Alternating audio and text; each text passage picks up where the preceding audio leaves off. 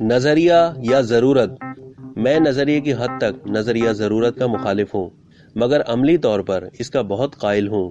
میں جب صبح ناشتے کی میز پر بیٹھتا ہوں تو مجھے انڈے کی ضرورت پڑتی ہے، حالانکہ میں جانتا ہوں کہ مرغی نے انڈا دینے کی زحمت میرے ناشتے کے لیے نہیں اٹھائی تھی، بلکہ اس نے اس میں سے بچے نکالنے تھے. لیکن نظریہ ضرورت کے تحت مجھے اس کا یہ حق غصب کرنا پڑتا ہے. چنانچہ میں اسے اس کے مستقبل کے چوزوں سے محروم کر کے اس کے انڈے چٹ کر جاتا ہوں. بلکہ کئی دفعہ تو حکیم صاحب کے کہنے پر نظریہ ضرورت ہی کے تحت چوزے بھی کھانے پڑ جاتے ہیں.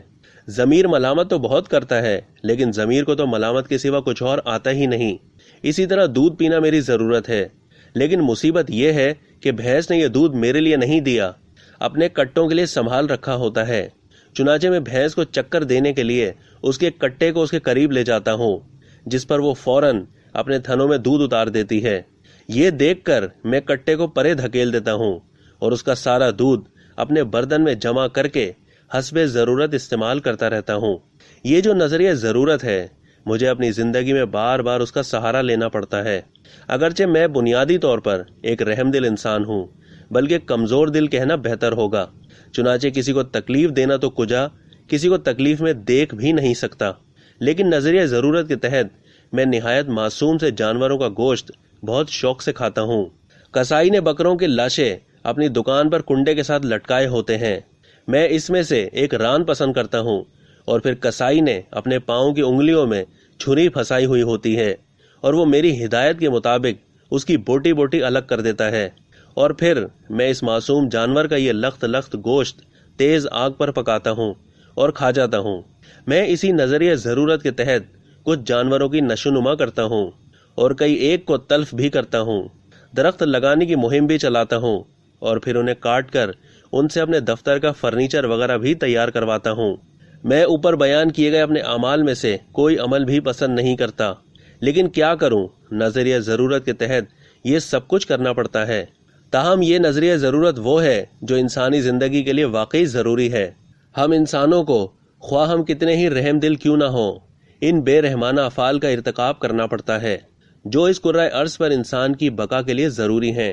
بلکہ سچی بات تو یہ ہے کہ اس کرۂ ارض پر آباد مخلوق ایک سطح پر اگر مظلوم ہے تو دوسری سطح پر وہ ظالم بھی ہے.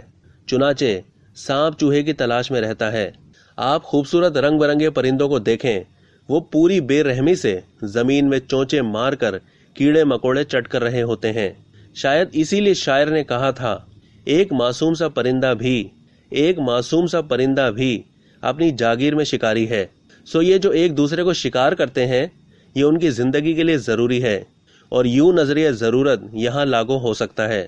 لیکن جو نظریہ ضرورت مجھے سمجھ نہیں آتا، وہ غاصبوں کو سہارا دینے والا نظریہ ضرورت ہے.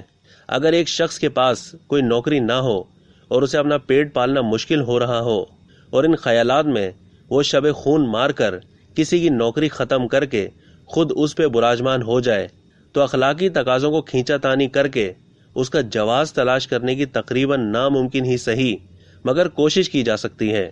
لیکن جو آمر، جو غاصب، جو سرمایہ دار، جو جاگیردار اور اس کماش کے دوسرے لوگ ہیں، وہ جب اپنے اختیارات اور مفادات کی توسیع اور استحکام کے لیے قوموں کو بحرانوں میں مبتلا کرتے ہیں، تو ان کا یہ نظریہ ضرورت سمجھ میں نہیں آتا. کیا پوری قوم اس نقطے پر متفق نہیں ہو سکتی کہ ایسے لوگوں کو مہذب معاشرے کی حدود سے اٹھا کر باہر پھینک دیا جائے؟